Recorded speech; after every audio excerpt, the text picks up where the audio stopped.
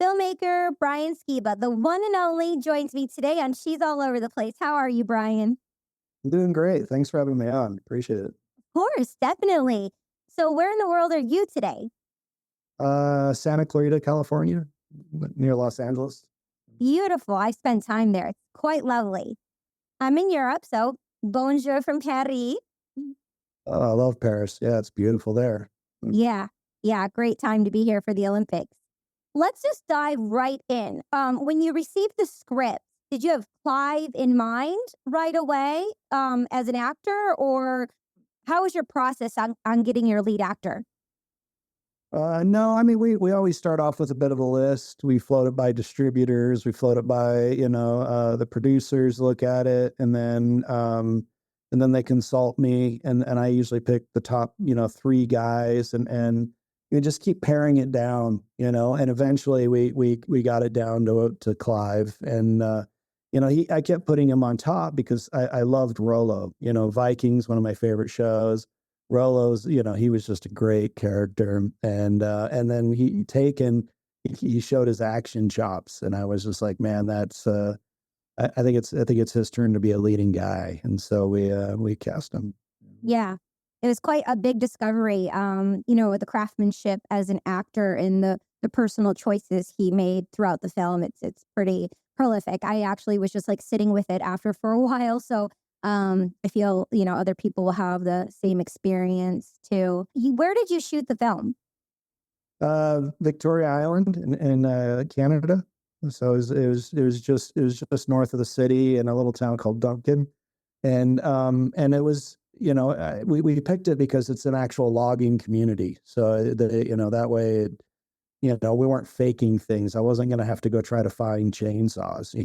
It's like they're everywhere. It's that kind of thing, and we were able to get on some actual logging cuts and film people actually logging and those kind of things. So it was perfect. It was perfect for the film. We shot it during the perfect time of year. It's beautiful weather. So. That's what I was wondering. And what time of year did you film it? July of last year. Same time a year ago. Yeah. Mm-hmm. Mm-hmm. And then how many days did you have on the shoot? 15. I had 15 days, and then I had a couple of pickup days. I did so probably a total of 17 actual shooting days. Oh wow. Yeah. I love the shots of the forest. What did you capture to capture, what did you shoot on to capture the overview of the whole forest? We were on drone. We were on an Inspire. We were on so Inspire 2, I think, something like that. Okay. Yeah, we used that, and then I had a couple of other smaller drones that I used for like the tighter kind of drone stuff. But drones have really revolutionized these big shots that you used to have to get a helicopter for. So Yeah. Yeah. And then what did you actually shoot the film on? An Area 35. So we're on an Area 35, and then we used Area Master anamorphic primes. Mm-hmm. Mm-hmm. Cool. Yeah, I have a lot of filmmakers who turn into the show, so it's a little techie stuff that I like to ask and know about, because it's just super interesting of the process of making a film and how it happens. So I'm wondering, I was noticing the credits, and it's very small and intimate, and just as many character actors you had, around 12. You had just the same amount of stunt performers. So how was that on set for you, working so intimately with the actors, and then working with the stunts as well? I mean, I have a great admiration for stunt workers, stunt players. I do a lot of stunts myself. I come from the background, and so it was just it's funny though, because on this film, these I had a lot of these actors like Tom and Clive and Steven and Jesse, and they were like, no, I'll do my own stuff, And so we had the stunt guys standing around more than actually like working, They Wow. we brought two stunt guys out 2 days, and they never even made it on camera. They just literally sat on the edge because the actors were like, no, I'll do it. No, I'll do it. No, I'll do it. And Yeah. so it was pretty cool. But it's nice to have actors when they want to do the work, at some point you do have to draw the line and say, guys, we don't want you to get hurt. But it was fun, you know. We did a lot of big things, all the explosions practically, you know, all that kind of stuff. So it was fun. Yeah, I was gonna say, especially with the flames involved, we don't want the real actors doing it.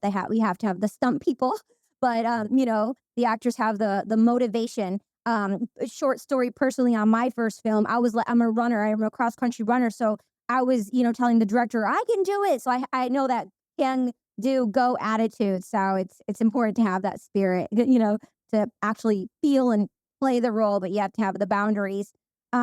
Congratulations on all of your success as a filmmaker throughout the years. As I mentioned, there's people who tune in who are filmmakers, entrepreneurs, actors. Any words of wisdom, advice that you can gift them, that you've had experiences along your journey, just some gifts of wisdom that we can share with them? I guess there's really no secret sauce. I mean, the biggest thing I've found in order to have success in the industry is commitment. It's a drive. As long as you have that drive, and you're willing to put in the 12, 13, 14 hour days, to achieve what you're driven to do, then you'll achieve it. Film is, it used to be, very isolated and very difficult, but with the advent of even phone cameras, you can go out and create something really cool very easily. And so if you're driven and you're starting out in the industry, don't think you have to go shoot on the Arri 35, this 150, $200,000 camera package. Just get your phone out and go do it and create a story. And you never know, man. I mean, I think these YouTube guys, even though the production value is kind of in the trash, they have the most creative freedom right now. They Mm. really do. There's nobody out there telling them what content to create, but they're finding success, just walking around with their phones and filming homeless people. I mean, it's crazy. So don't be afraid. Put yourself out there, see what happens. Yeah, it's important. Thank you for sharing that. And with the age of technology and content creation, like you said, you just never know. You just have to have that commitment and believe in yourself. So that's really important. Yeah. So what an all-star cast. I mean, how wonderful. Yeah. So what are you looking forward to next? So I've got another. We just wrapped on a Western with Stephen Dorff, Nick Cage, and Heather Graham. So yeah, so it'll be out in February next year, Lionsgate as well. So Wow. uh, that's next, and then I also have another film. I'm not sure the domestic distributor on it. It's Shout Factory, but that one is Sean Astin, Jeff Fahey, and Casper Van Dien from Starship Troopers, and that one will be out about the same time as well. But both westerns. One of them, The Gunslingers, that's with Nick Cage and Stephen Dorff, Heather Graham, and then Guns of Redemption. Those are the next two releases I'll have early next year. Busy, full, loaded year for you. Woohoo! I know. Speaking of super busy, I know you got to go, so I'll just wrap it up here. I appreciate your time and you meeting with me. Congratulations on your film, and by time people hear this, it'll be out, so people can go check it out. All Clear right, cut. yeah, take care. Okay, my Appreciate it. pleasure. Bye.